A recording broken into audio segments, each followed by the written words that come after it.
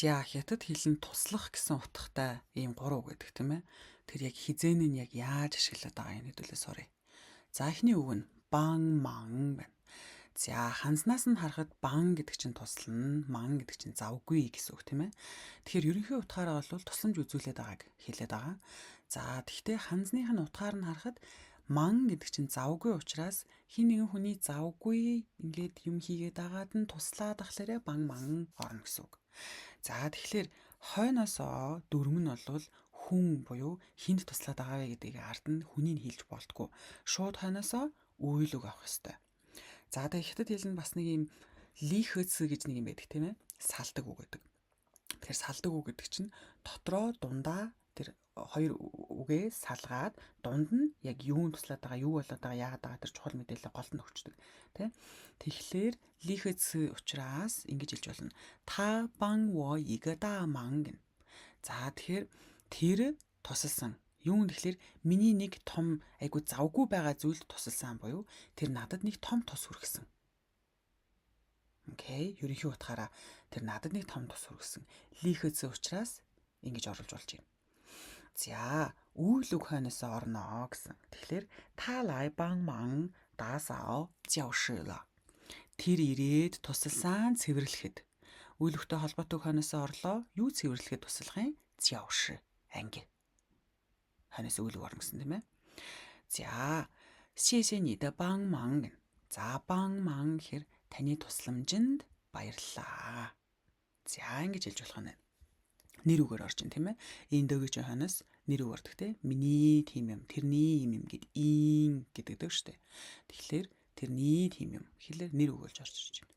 За бан гэдэг нь болохоор энгийн өдөр тутмын тусламж буюу гол дүрм нь юу вэ гэхээр араасаа эзэн бие явдаг. Хинт туслаад байгаа вэ гэдгээ заавал артаа айлтдаг. Тэгэхээр мама ни нэн бан wo zuo fan ma. Ээжээ та надад туслаад хоол ихэд маань тусалж болох уу гэх. Тэгэхээр тусал нь хинт туслахын ардаа тэр хүн заавал ордог байна. Тоншвэ бан wo наала шу бао.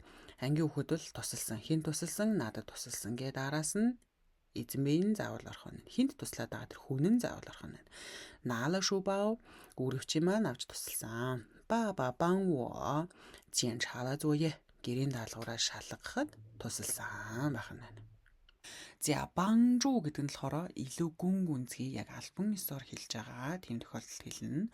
Хойноосоо хүн авч болно, бас үйл үг авч болно. Тэгээд нэр үгээр бас давхар шилэгдэнэ. Тэгэхээр лаоши банжу wo багш тусалсан. Тийм ээ? Үйл үгээр орж ийн тусалсан. Юунд туслаад байгаа юм? Wo tiga han yu shopping. Би тига хийгээд байгаа тий. Өсгөөд байгаа. Сайжруулад байгаа. Юу гэхлээр үйл өгтэй холбоотой өгч хойноосоо орно хан ю шуйпин хятад хэлний төвшөнгөө өсгөхөд багш надад туслаад байгаа. 朋友的帮助让我度过了困难гэн. За нөгөө цагаан гэдэг төлхөр хамттай дөг чинь ин гэдэг дөг гэсэн тийм ээ. Хойноосоо тэрний тийм юм, инний юм гэхээр нэр өгүүлж орж ирж байна. Тэгэхээр найзын тусламж намайг зовлон бэрхшээлээ гаталж гэтлэхэд тусалсан гэн. За үйл үгийн ханаас гоо орохлоор тэгэж үдсэн, ингэж үдсэн буюу тодорхой орон зайг туулахаараа гоо гэж хэлдэг те.